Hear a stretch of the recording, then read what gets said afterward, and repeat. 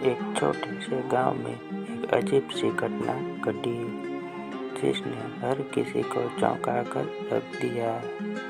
यह घटना 17 साल पहले की है, जब गांव में एक सुंदर सी लड़की रहती थी जिसका नाम वनिता था। वनिता गांव की सबसे प्यारी और होशियार लड़की थी। उसकी मुस्कान में कुछ खास बात थी जो हर किसी का दिल छू जाती थी, लेकिन किसी को क्या पता था कि वनिता की जिंदगी जल्दी ही एक डरावने मोड़ पर आकर खत्म हो जाएगी। गांव के किनारे एक पुराना हवेली थी जिसे लोग बहुत कम ही जानते थे। गांव वाले कहते थे कि वह हवेली भूतिया है और वहाँ रात के समय अजीब अजीब आवाजें आती है, लेकिन वनिता को इन सब बातों पर विश्वास नहीं था। वह हमेशा कहती थी, भूत प्रेत कुछ नहीं होते, ये सिर्फ हमारी कल्पनाएं होती है। एक दिन वनिता अपने दोस्तों के साथ खेल रही थी, तभी उसकी नज़र उस पुरानी हवेली पर पड़ी। उसने मन में सोचा कि आज वह हवेली में जरूर जाएगी और देखेंगी कि वहाँ क्या है। उसकी जिज्ञासा ने उसे मजबूर कर दिया। उसने अपने दोस्तों से कहा कि वह हवेली जा रही है, लेकिन वे सब डर के मारे उसे रोकने लगे। लेकिन वनिता ने किसी की नहीं सुनी और अकेले ही हवेली की ओर बढ़ गई। हवेली के पास पहुंचते ही वनिता को कुछ अजीब सा महसूस हुआ। हवेली के दरवाजे बंद थे, लेकिन जैसे ही उसने दरवाजे को हल्का सा धक्का दिया, दरवाजा खुल गया। वह डरते हुए अंदर दाखिल हुई और अंदर घुसते ही एक कौपनाक ठंडी हवा का झोंका उसके चेहरे से टकराया।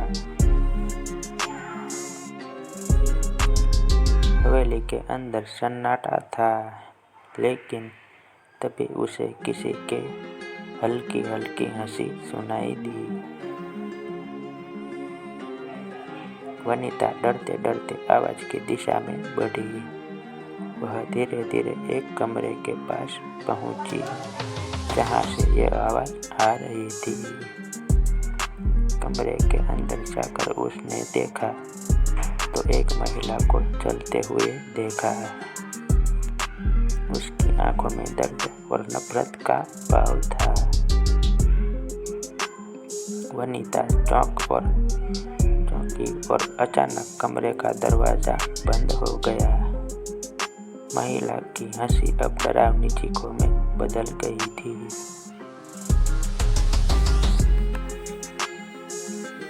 वनिता समझ गई कि यह महिला कोई सामान्य इंसान नहीं है, बल्कि वह कोई भूतनी या प्रेतात्मा है। महिला ने वनिता से कहा, तुम मेरी मदद नहीं कर सकोगी। वनिता कांपते हुए बोली, तुम कौन हो? महिला ने जवाब दिया, मैं वह लड़की हूँ जिसे इस हवेली में जलाकर मार दिया गया था। मुझे अब तक शांति नहीं मिली है और तुम अब मेरे साथ सजा भुगतो। इसके बाद उस महिला ने अपनी जलती हुई आंतरिक शक्ति को वनिता पर फेंक दिया। वनिता दर्द से कहराने लगी और उसकी त्वचा जलने लगी। वह दर्द के मारे चीख रही थी, लेकिन कोई उसकी मदद करने नहीं आया। महिला ने अपना रौद्र रूप दिखाते हुए कहा, तुम मुझे भूल नहीं सकोगी। अब तुम्हारा नाम भी इस हवेली के साथ जुड़ जाएगा।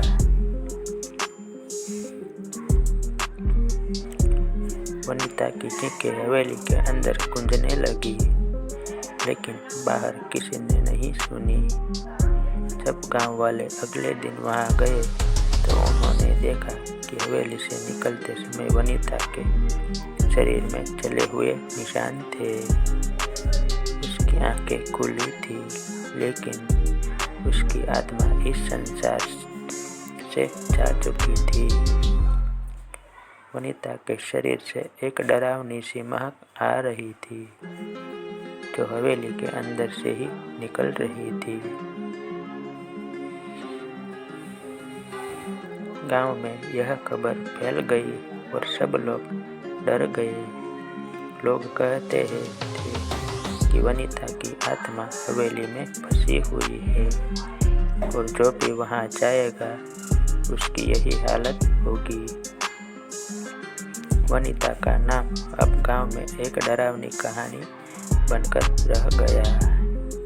कई लोग कहते हैं कि वनिता की आत्मा अब भी हवेली में भटकती है और जो भी वहां जाता है वह कभी वापस नहीं लौटता। यह घटना गांव में एक चेतावनी की तरह फैल गई। लोग अब रात के समय हवेली के पास जाने से डरते थे। वनिता की मौत ने यह साबित कर दिया कि कुछ चीजें इस दुनिया से परे होती है और जिनका सामना करने का हौसला सभी ने नहीं होता।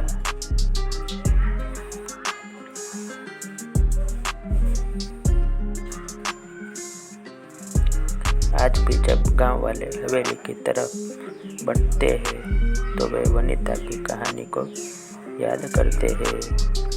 उन्हें यकीन है कि उस हवेली में कुछ अदृश्य शक्तियाँ हैं जो किसी भी इंसान को अपने जाल में फंसा सकती है।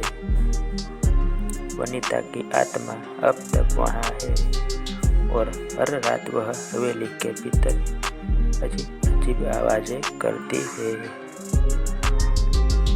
जैसे वह बदला लेने की योजना बना रही हो। गांव वाले अक्सर कहते हैं वनिता को जलाकर मारा गया, लेकिन उसकी आत्मा का दाग आज भी हवेली में बाकी है।